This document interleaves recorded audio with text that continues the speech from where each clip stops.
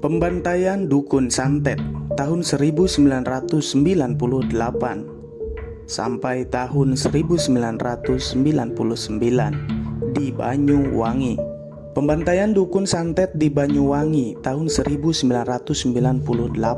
Lebih dari 20 tahun silam, sedikitnya 250 orang yang dituduh dukun santet di Banyuwangi dan beberapa kota di Jawa Timur diburu dan dibantai secara sistematis dan meluas. Keluarga korban masih dihantui trauma dan stigma di tengah janji pemerintah untuk memulihkannya. Tragedi itu terjadi antara Februari 1998 hingga Oktober 1999,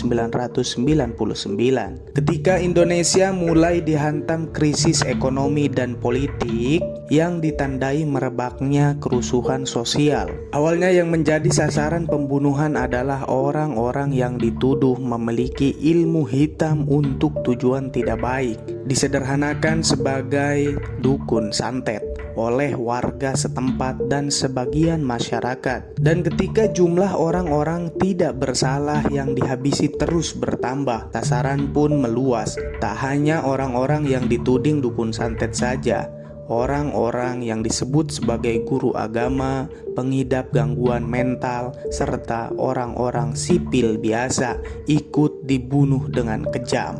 Pembunuhan dukun santet terjadi ketika Indonesia dihantam krisis ekonomi dan politik yang diakhiri jatuhnya Soeharto dari kursi presiden, serta merebaknya kerusuhan sosial di Jakarta dan di sejumlah daerah. Tentara menangkap dan menggiring orang-orang yang dituduh menjarah pertokoan saat Jakarta dilanda kerusuhan 15 Mei 1998. Peristiwa serupa juga terjadi di sejumlah daerah, termasuk di Banyuwangi, tidak lama sebelum terjadi teror dukun santet. Rentetan pembunuhan dukun santet di Banyuwangi dan kota-kota lain terjadi pula pada Mei 1998 ketika Jakarta dilanda kerusuhan pada pertengahan Mei 1998. Teror pembantaian yang diawali di Banyuwangi lalu menyebar ke Jember, Bondowoso, Situbondo,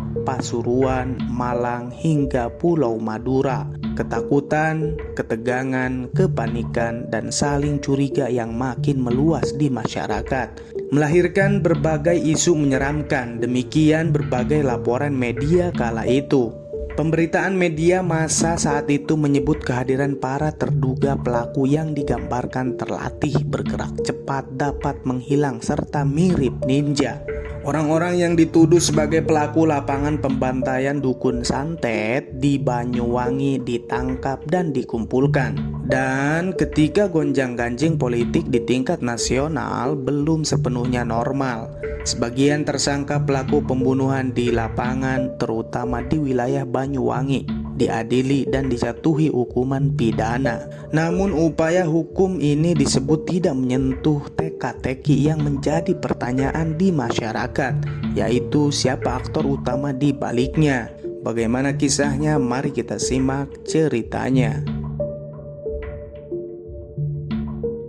Indonesia punya sederetan sejarah kelam pelanggaran HAM berat. Salah satunya adalah pembantaian dukun santet di Banyuwangi. Akibat tragedi berdarah tersebut, kota Banyuwangi pun kerap disandingkan dengan aktivitas santet. Pelanggaran HAM berat ini terjadi di masa kepemimpinan Presiden Soeharto pada tahun 1998. Orang-orang yang diduga melakukan praktik ilmu hitam atau santet menjadi target utama dalam pembantaian tersebut. Sebenarnya, warga Banyuwangi memang sudah familiar dengan keberadaan dukun santet.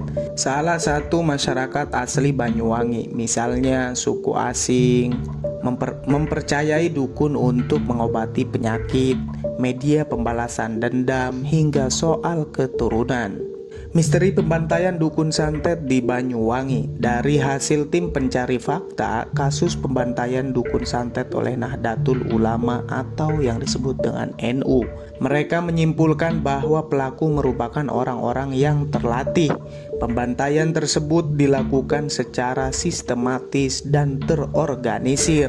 Temuan ini didasari pada hasil temuan proses eksekusi korban selalu dilakukan di malam hari ketika mati lampu. Saat listrik kembali menyala, korban pun sudah ditemukan tewas hampir di seluruh area. Pelaku disebut menggunakan baju serba hitam. Dalam melancarkan aksinya, masyarakat pun sering menyebutnya sebagai ninja.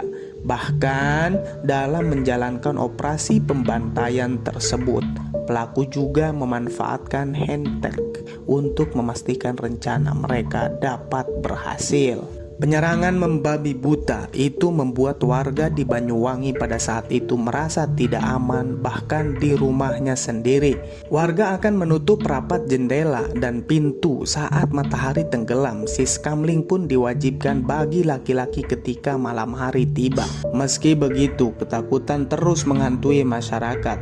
Saat bangun di pagi hari, mereka khawatir rumahnya ditandai dengan gambar tengkorak berwarna merah. Jika itu ada di depan rumah mereka, otomatis akan menjadi target pembunuhan selanjutnya. Namun tuduhan tersebut ditepis langsung oleh Kepala Kepolisian Daerah Jawa Timur saat itu juga. Ia menegaskan tak ada muatan politis di balik pembunuhan massal tersebut. Kepolisian saat itu menganggap peristiwa ini merupakan kasus kriminalitas murni.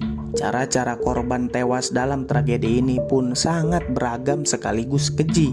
Mulai dari ada yang tewas karena digantung, dibakar bersama dengan rumahnya, dipukuli, dibacok, hingga dianiaya massa. Berdasarkan laporan Departemen Keamanan Republik Indonesia, pembantaian dukun santet ini telah merenggut korban jiwa mencapai 235 orang meninggal.